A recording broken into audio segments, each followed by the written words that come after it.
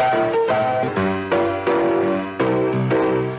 at all that money, yeah, the money that they spend.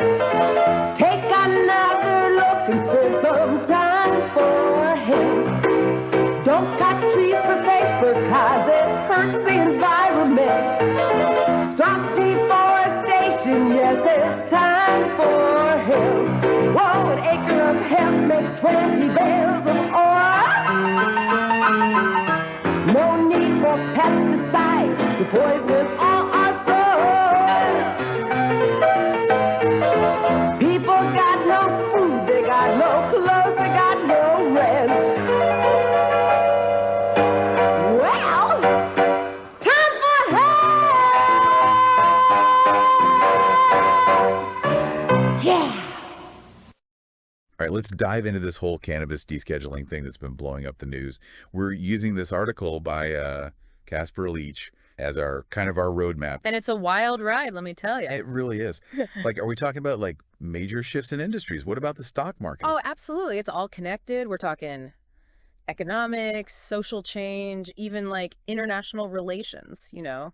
It's a big deal. Yeah, and Leach's article, it goes deep. Yeah. Like way back to how we even got to cannabis prohibition in the first place. But then it jumps into like what this all means for everyday people, right? Like for you and me, but also for those big pharma companies. That's a lot. It is, and it's complex. So before we get lost in the weeds, literally, let's make sure we're all on the same page. So cannabis right now, federally, it's a Schedule I drug, yeah. Yeah, right up there with heroin and LSD. Which is like mind-blowing when you think about how many states have legalized it, at least medically. Exactly. 38 states have medical programs and 21 allow recreational use. It's this crazy clash between state and federal law. Okay, so Schedule 1, that means the feds consider it super dangerous, no medical use, the whole 9 yards. Basically, yeah. And that's why there's this push to reschedule it specifically to Schedule 3.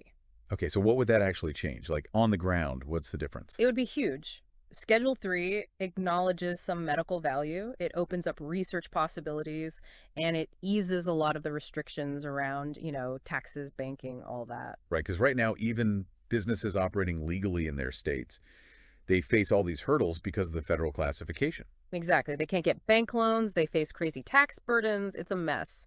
Rescheduling would help with that. Okay, so rescheduling is a big deal. But then Leach also talks about descheduling. Like, what's the difference?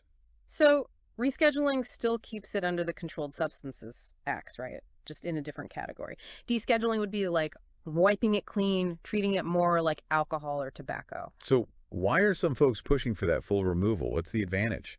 Well, for one, it takes the FDA out of the picture, which is a big concern for existing cannabis operators. Right, because the FDA gets involved, then we're talking about like a whole new set of regulations. Exactly.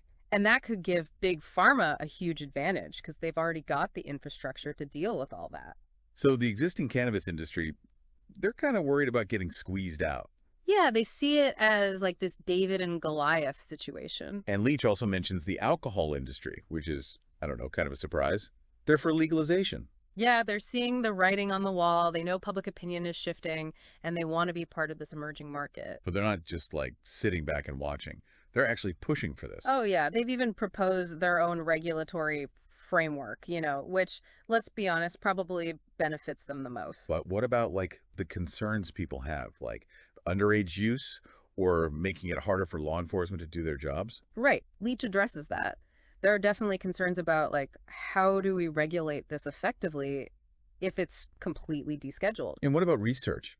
Like, do we even know enough about the long-term effects of cannabis to make this kind of a decision? That's a valid point. There's still a lot we don't know, and some folks argue that, like, we need more research before making such a drastic change. So we've got this whole mix of players, right? Existing cannabis businesses, big pharma, the alcohol industry, and of course, millions of people who use cannabis medically or recreationally.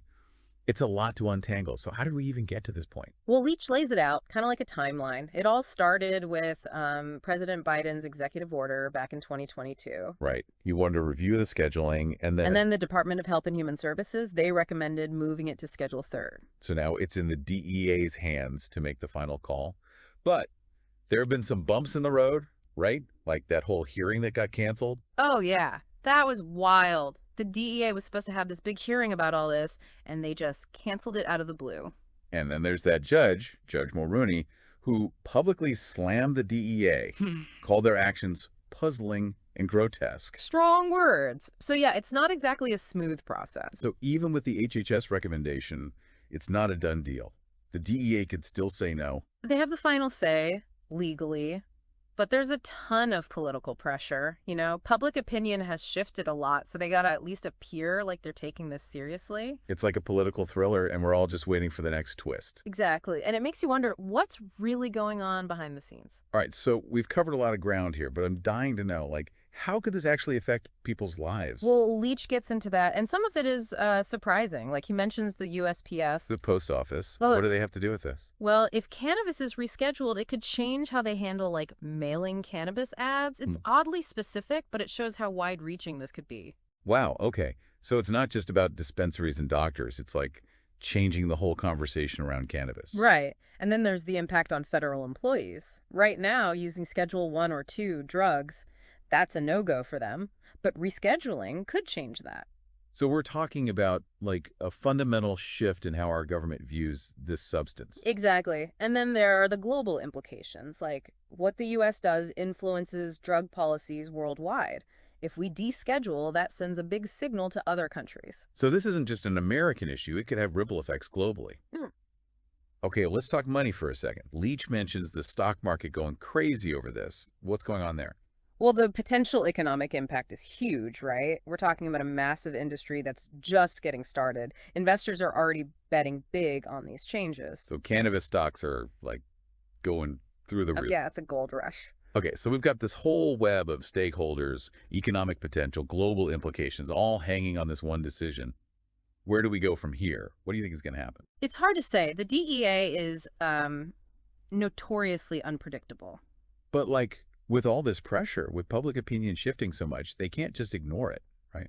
True, but then there's that canceled hearing, the judge's criticism. Does that make them more likely to deschedule, like they're trying to avoid scrutiny, or could it backfire? That's what's so fascinating. We just don't know. So putting the DEA aside for a minute, what would be like the ideal outcome? That depends who you ask, right? The existing cannabis industry, they'd love full descheduling, but with some protections to prevent them from getting swallowed up by big pharma. And the alcohol industry, they're probably rooting for whatever gives them the most control, which might not be what's best for everyone else. Right. And then you've got the patients, the people who really rely on cannabis for medical reasons. They just want safe, affordable access. So it seems like there's no easy answer, no solution that makes everyone happy. Nope. It's going to be a balancing act, for sure. And that's what makes it so interesting to watch unfold.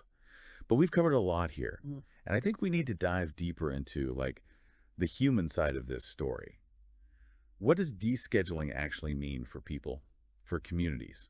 We'll pick that up in part 2 of this deep dive. So let's talk about the people, like the individuals whose lives could actually be changed by this. Imagine you're dealing with like chronic pain and nothing seems to help, or maybe you're a veteran struggling with PTSD. For a lot of folks, medical cannabis is a lifeline, but it's just not an option because of the law. Yeah, Leach really emphasizes that for many people, this isn't about like getting high. It's about finding relief, about living a better life. Descheduling could really make a difference for them. Absolutely. And it goes beyond the individual, right? It's about communities, too. Think about the economic impact, especially in places that have been hit hard by the war on drugs. Right, like creating jobs, bringing in tax revenue, helping those communities heal and rebuild. It's like flipping the script on the whole prohibition thing. Exactly. Instead of criminalizing something, you're creating opportunities, empowering people. But of course, there are those concerns, like the risk of increased underage use. That's something we have to take seriously. Yeah, no one wants to see kids getting into cannabis. So how do we balance that? Like, how do we increase access while also ensuring responsible use? Well, regulation is key. Leach talks about the need for, strong evidence-based regulations. Things like age restrictions, clear labeling, public education campaigns. Right, kind of like what we have for alcohol, yeah. You can't just sell it to anyone, and there are rules about advertising and stuff. Exactly. We can learn from those models and apply them to cannabis. But then there's also the argument that descheduling would make it harder for law enforcement to regulate the market. Yeah, is that a legitimate concern? It's worth thinking about, but I think it's also important to remember that prohibition hasn't exactly been successful at preventing access. In fact, it's fueled the black market. By descheduling, we could actually be giving law enforcement better tools to address illicit activities. Interesting. So instead of chasing down illegal grows and dealers, they could focus on making sure the legal market is operating safely and responsibly. It's a different approach, right? Yeah, it's about moving from a criminal justice approach to a public health approach. And that ties back to the economic side of things. With descheduling, you could see a huge increase in tax revenue, which could then be used to fund those public health initiatives and support law enforcement. It's like a positive feedback loop, right? Yeah. You remove the stigma, you create a legal market, you generate revenue, and then you reinvest that back into the community. Mhm. But what about those existing cannabis operators? Leach talks about them being worried about big pharma. How could descheduling actually hurt them? Well, the thing is, with descheduling, you're likely to see more FDA involvement, which means more regulations, more testing requirements. And those smaller businesses, they might not be able to keep up. Right, they might not have the resources to navigate all that red tape, and that could give big pharma a huge advantage, could stifle innovation, limit consumer choice. Imagine a cannabis market dominated by like 5 giant corporations. It wouldn't be the same. Yeah, that would be a real shame. It really highlights the need for like smart regulation, Yeah. regulation that protects consumers and ensures safety, but also allows those smaller businesses to thrive. Absolutely. And then you've got the alcohol industry pushing for legalization, but under their terms. They want to control this market, and that might not be what's best for consumers or those smaller businesses. It's like everyone wants a piece of the pie. Yeah. Right. And it's important to keep an eye on who's pushing for what and why. It's not just about whether or not cannabis is legal. It's about who benefits from that legalization. Exactly. And let's not forget about the patients, the people who rely on medical cannabis. Descheduling could be huge for them, but only if it's done right. We need to make sure medical cannabis is affordable, that it's accessible, that patients aren't burdened with like a ton of paperwork or forced to rely on expensive pharmaceuticals. It's about keeping the focus on the people, right? On those who are actually using this for medical reasons, to improve their lives, to alleviate suffering. Yeah, we can't lose sight of that. So it comes back to this question. What kind of future do we want for cannabis in the US? Do we stick with prohibition, which has caused so much harm? Or do we try a different approach, one that's more rational, more evidence-based, one that focuses on public health and individual freedom? It's a big question. And Leach's article really gives us the tools to think about this, to have these conversations, to advocate for the kind of change we want to see. Exactly. This isn't just about cannabis, it's about what kind of society we want to be. A society that values evidence over ideology, compassion over punishment, individual freedom over government control. Powerful stuff. Okay, so we've talked about the potential benefits, but Leach also lays out some of the concerns people have about descheduling. Let's dig into those in part 3. So let's get into some of the concerns folks have raised about descheduling, the potential downsides. Leach doesn't shy away from those in his article. Yeah, one of the big ones you hear a lot is about impaired driving. Like, if we make cannabis more accessible, won't that lead to more people driving under the influence? Right, that's a serious concern. But we already have laws against driving under the influence, right? Right. Whether it's alcohol or other drugs. Couldn't those same laws apply to cannabis? Absolutely. And in states where it's already legal, you see that. They've got specific DUI laws for cannabis. They're doing public awareness campaigns, educating people about the risks. So it's about being proactive, learning from what those states have done, and adapting our laws and our enforcement strategies. Right. It's not a perfect solution, and there's definitely a need for more research, but it shows that it can be done. You can address this concern without going back to prohibition. Okay, what about the argument that descheduling would, normalize cannabis use, especially among young people? That's another big one. The idea that, if it's legal, then it must be okay, and that'll lead to more kids trying it. Yeah, that's a worry. But again, you can look at the states that have legalized. Many of them have put in place, really strict regulations around marketing and advertising, specifically to prevent that. Right. It's like you can't just have, cannabis ads on TV during cartoons or something. Yeah, exactly. There are ways to control that. Mhm. But Leach also mentions the argument that we still don't have enough research on, the long-term health effects of cannabis. Is that a valid reason to hold back on descheduling? It's true that we always need more research, and we should definitely keep studying this, but I think it's important to point out that, like, prohibition hasn't exactly helped with that. Right, it's kind of hard to do research when something's illegal. Exactly. Descheduling could actually be the thing that unlocks a whole new wave of cannabis research. It's like we've been stuck in this cycle of fear and stigma, and that's actually prevented us from getting the evidence we need. Yeah, it's like a catch-22. But descheduling could break that cycle. And it's not just about the science, it's about the social and economic benefits too. We've talked about jobs, tax revenue, all that. But there's also the criminal justice side of things. Right. No more arrests for possession, no more people getting criminal records for something that's legal in so many places. Exactly. And it frees up law enforcement to focus on, actual crimes, not just people using cannabis. So it's a win-win from a criminal justice standpoint. But then there's also the argument about international treaties, right? Like, Yeah. would descheduling put the U.S. in violation of those? Yeah, Leach addresses that too. It's a tricky one. Some people say that it would go against our international obligations, but you also have to remember that those treaties were written like decades ago when the world had a very different view of cannabis. Right, things have changed a lot. They have. And the U.S. could actually be a leader in this. We could push for reevaluation of those old treaties. So instead of being bound by those agreements, we could actually use our influence to promote like a more progressive approach to drug policy globally. Exactly. It's a chance to change the way we think about these things, to move away from punishment and towards, public health, harm reduction, human rights. It's about looking at the evidence, not just relying on outdated ideas. Right. So here we are at a crossroads. Do we stick with the old ways, or do we try something new? Do we keep cannabis illegal, or do we treat it like alcohol or tobacco? It's a choice we have to make.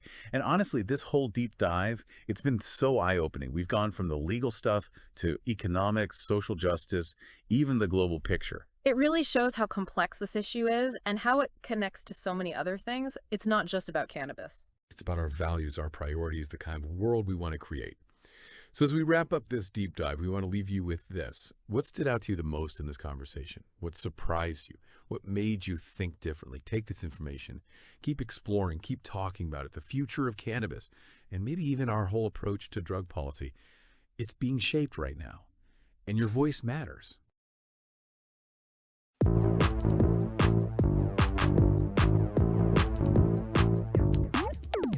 Look at all that money, yeah, the money that they spent. Take another look and take some time for hemp. Don't cut trees for paper, cause it hurts the environment. Stop deforestation, yeah, it's time for hemp. Oh, an acre of hemp makes 20 barrels of oil. No need for pesticides to poison all our soil. People got no food, they got no clothes, they got no rent. Well, it's time for hemp. Throughout Earth's history, hemp's been used, no mystery. Hemp is legal to pay your taxes for more than a century. Check your faxes, the founding fathers made sense to me. It's time to grow hemp legally. It's time to grow hemp legally. It's time to grow hemp legally. Think of all the uses. It's money that's well spent. Right now, no excuses. It's time for hemp. Sustainable green industry. That's our intent. A better place this world will be. It's time for hemp. Fuel and food and clothes and soap. Housing, cars, yeah, cars, no joke. Henry Ford built a car of hemp. It's time for us to do it again. People be employed, balanced farming as it's meant. Right now, it's time for hemp. Hemp is the first necessity of wealth and protection of the country. Words of Jefferson Thomas. He grew hemp, why not us? It's time to lift the hemp ban. It's time to lift the hemp ban. Yes, we can. Yes, we can. You can make a difference. Yes, we can. Yes, we can. Look at all that money. Yeah, the money that they spent. Take another look and take some time for hemp. Don't cut trees for paper, cause it hurts the environment. Stop deforestation, yeah, it's time for hemp.